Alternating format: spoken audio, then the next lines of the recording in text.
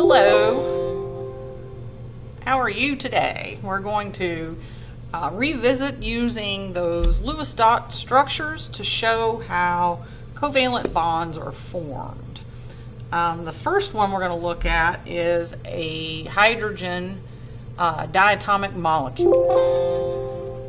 So if you'll recall, hydrogen is in group 1 and therefore it has 1 electron. So its Lewis dot structure looks like this. We can draw 1 dot to represent the 1 electron and then the symbol for the nucleus and all other inner electrons. Okay. So these two, in order to have a full s orbital, need to share their electrons. Recall that the octet rule says that elements like to gain, lose, or share electrons, and they want to have 4 pairs or 8, except for hydrogen and helium, which can only hold 2.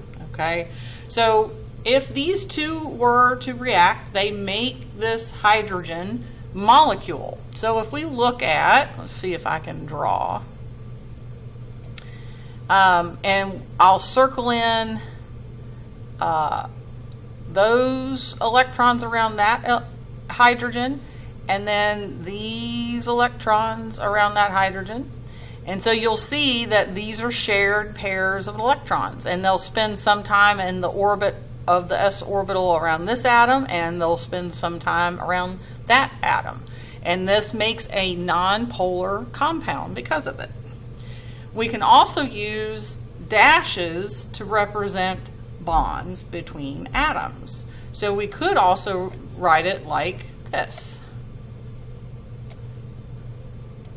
with a dash to represent 2 electrons and then the hydrogen.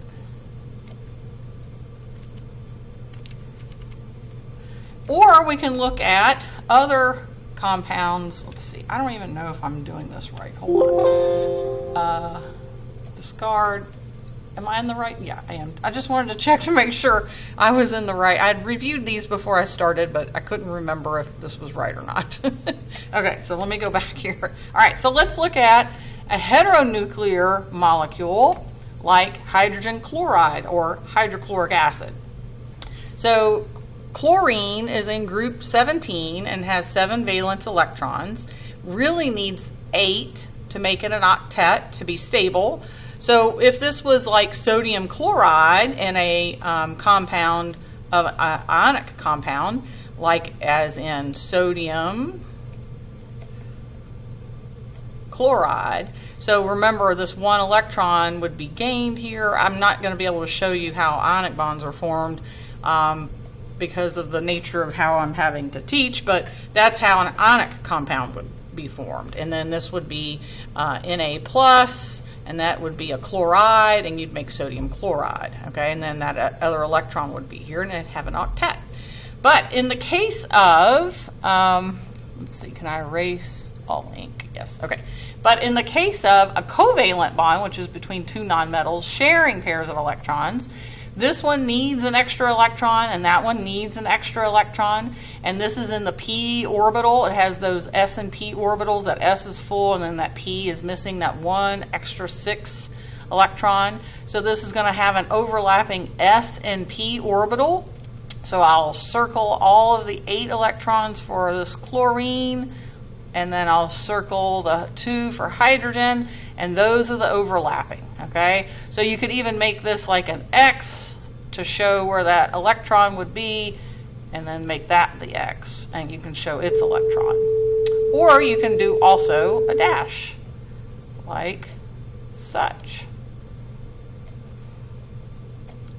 Okie dokie artichoke. All right. You can do this for any of those diatomics. Remember those 7 diatomics? Hydrogen, nitrogen, oxygen, chlorine, fluorine, bromine, and iodine. You can do it for all of them. Okay.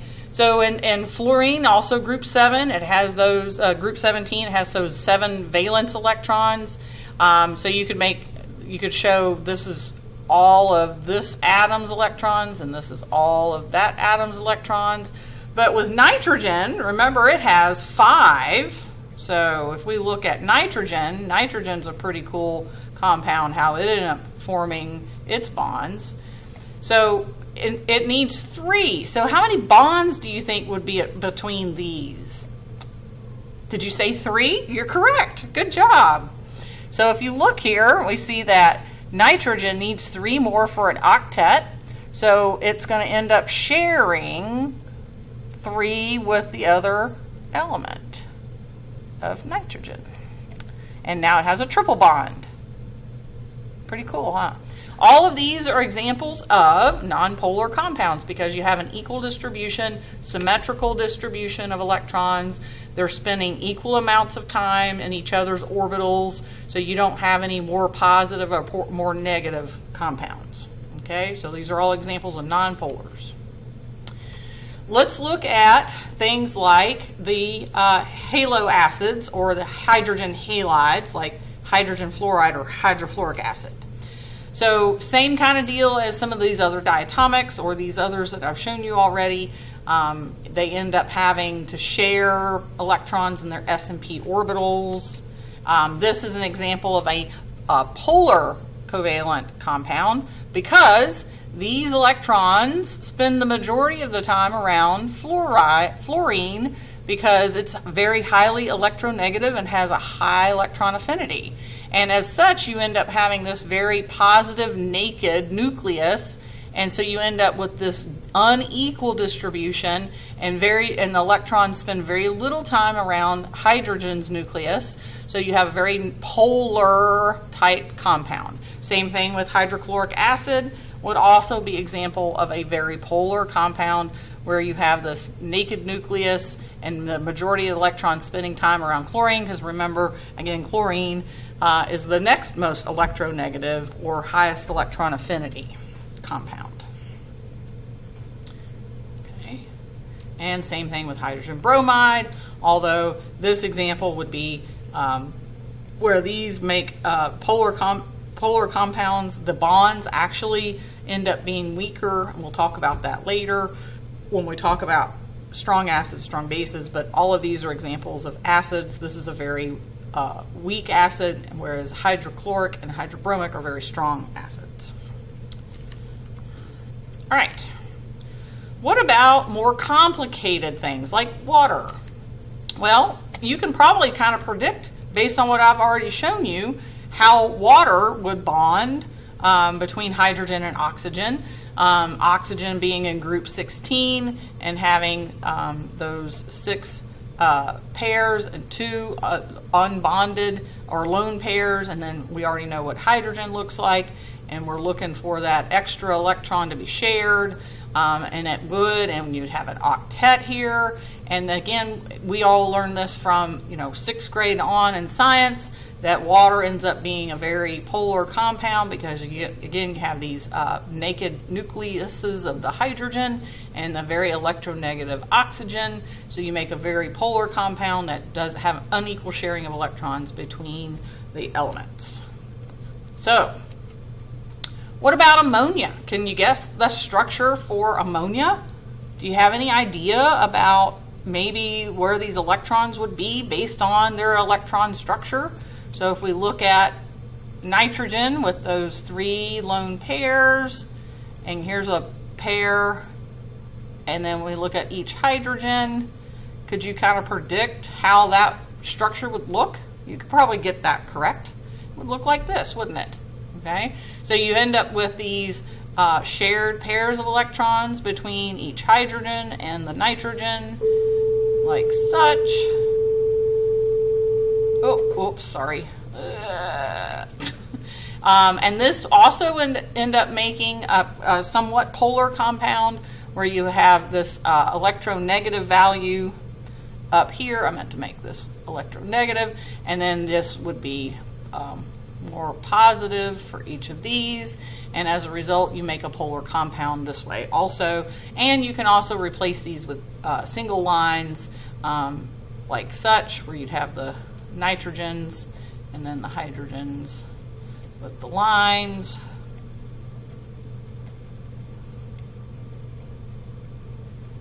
There we go. Okay. So we can also draw them for ions like ammonium. All right. So in this example, instead of being a neutral compound, you have one less electron or one more proton than electron, so it has an overall +1 charge. And you could probably already kind of predict that structure as well. The only difference is we add the oxidation number for the ion to indicate that it's an ion and not a neutral compound. And so you can already kind of see, based on ammonia, what ammonium ion would look like. So those are pretty easy. You can probably predict those, okay? So notice hydrogen only ever has 2 dots beside it, whereas each of the other elements will have 8, unless it's like an exception, which we won't ever draw those. So how do we know if when the electrons are bonding or non-bonding? That's going to be the key. And which element will go in the middle? Hydrogen will never go in the middle. So we can use a simple mathematical relationship to be sure on the structure, or you can do some simple applying of what you know about electron structure and how to do octets, and you would get to probably the same answer other than the bonding and non-bonding pairs and how many bonds between them. So there's a simple math process where you look at the number of electrons needed to have an octet, 8 for everybody, 2 for hydrogen, how many are available for bonding, what are shared in bonds, and what are lone unbonded pairs. And we call it NaCl. So for ions, we're going to have to include 1 extra electron or for anions, or subtract 1 for cations. And then the central atom is important because it's the one that either needs more electrons or is the less electronegative element, if you're comparing 2 in the same period, for example, and group. All right, so let's practice some of these. Let's look at not an halo acid, but an acid consisting of hydrogen and a polyatomic ion, cyanide, and you make hydrocyanic acid or hydrogen cyanide. So this one's a little more complicated than some of the other easy ones, but you can probably already kind of predict, based on those structures of hydrogen, carbon, and nitrogen, what you think these will end up being. So if we just look at hydrogen, we already know only has that 1, and we look at carbon, which has those 4 electrons, and then if we look at nitrogen, so start trying to predict how you think these would bond, okay, and how they would form a compound, and who would go in the middle. Okay, so we'll go through the math. We got 2 needed for a full octet, carbon and nitrogen needing 8 for a total of 18. Hydrogen has the 1, has the 4, has the 5. 10 from 18 equals 8 or 4 pairs or bonds. And remember, every 2 electrons for every 1 bond. And that's how you know. So you can divide that number by 2. That tells you how many bonds. So we have 4 bonds going on between these 3 elements. Okay? And you already know hydrogen can't be in the middle. So it's either going to be carbon or nitrogen. And then how many unbonded pairs left over? We have 1 unbonded pair left over. So if we look at carbon, carbon needs 4. Nitrogen only needs 3. So carbon has to go in the middle. And notice how it's written, so we might as well just write it kind of in the same order. Okay, so we've got hydrogen that has the 1, and we know it's going to need a pair, and there's 1 bond. So we can also do lines between them. So we already have the 1 of the 4. Okay, so now we have these 3 left over on carbon that are not being bonded. And remember, nitrogen has 3 unbonded. So guess what? That ends up being a triple bond to end up being the other 3 bonds, because bonds occur between atoms, not anywhere else. Okay, but we have 1 lone pair. So we find out who doesn't have an octet.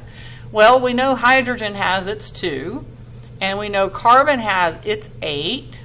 So that just leaves nitrogen with 6. So it doesn't matter where you put these, but we'll just put them on the end. And now that's the structure for hydrocyanic acid or hydrogen cyanide. Here's a neater drawing. There we go. How's that? Does that make sense? All right, let's look at another example. So what about a sulfite ion? So remember we have sulfite and sulfate, okay? SO3 -2 and SO4 -2. So we're going to think about how sulfur and oxygen are in the same group, therefore they have the same number of electrons. So this is going to be interesting to think about. So we know each one needs 8. And we're going to need to add 2 more electrons because this oxidation tells us there's 2 more electrons. Okay. So we know sulfur and oxygen both have 6.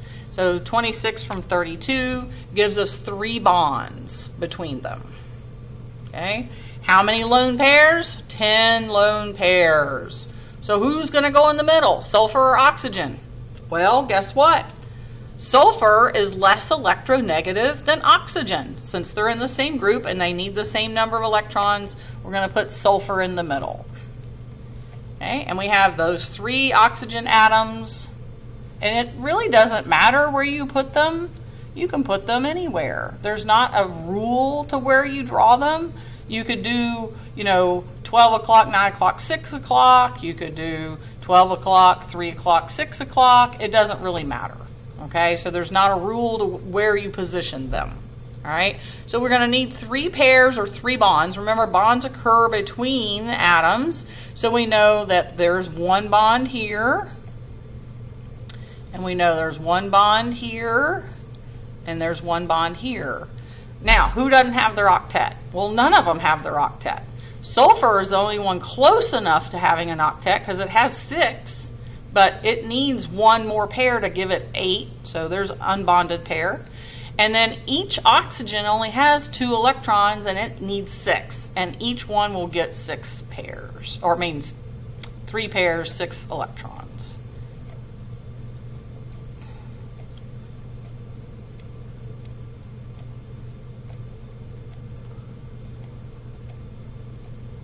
Ta-da! And then we add the little -2 to show that it's a sulfite ion.